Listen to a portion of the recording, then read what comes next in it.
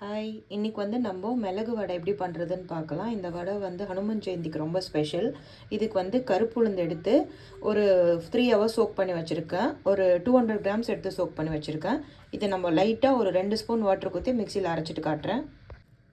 இப்போ நான் அரைச்சி எடுத்துட்டேன். இதில் வந்து 2 ஸ்பூன் அரிசி மாவு போட்டிருக்கேன். 2 ஸ்பூன் சால்ட் போட்டுக்கலாம்.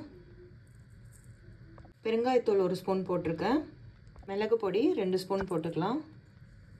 நெய் 1 ஸ்பூன் போட்டிருக்கேன். இதில் ஒரு 2 ஸ்பூன் நல்லெண்ணெய் காய்ச்சி கொத்திக்கலாம். இப்போ இதெல்லாம் ஒரு 4 ஸ்பூன் தண்ணி கொத்தி நல்லா கொஞ்சம் சாஃப்டாக பிசைஞ்சிட்டேன். ஸோ இப்போ வந்து ஒரு வெள்ளை ஈர துணியில் வந்து இந்த மாதிரி வடை தட்டி வச்சுருக்கேன். நடுவில் ஓட்டு போட்டிருக்கேன். இப்போ கடாயில் ஆயில் கொத்தி நம்ம போட்டுடலாம்.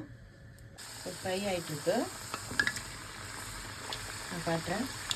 ஃப்ரை பண்ணி எடுத்துருக்கேன். சூப்பராக வந்துருக்கு. நான் பிளேட்டிங் பண்ணிவிட்டு காட்டுறேன். மிளகு வடை ரெடி. சூப்பராக வந்திருக்கு. ஹனுமன் ஜெயந்தி அன்னைக்கு இது ரொம்ப ஸ்பெஷலாக பண்ணுவாங்க. நீங்களும் ட்ரை பண்ணுங்கள். Thank you so much.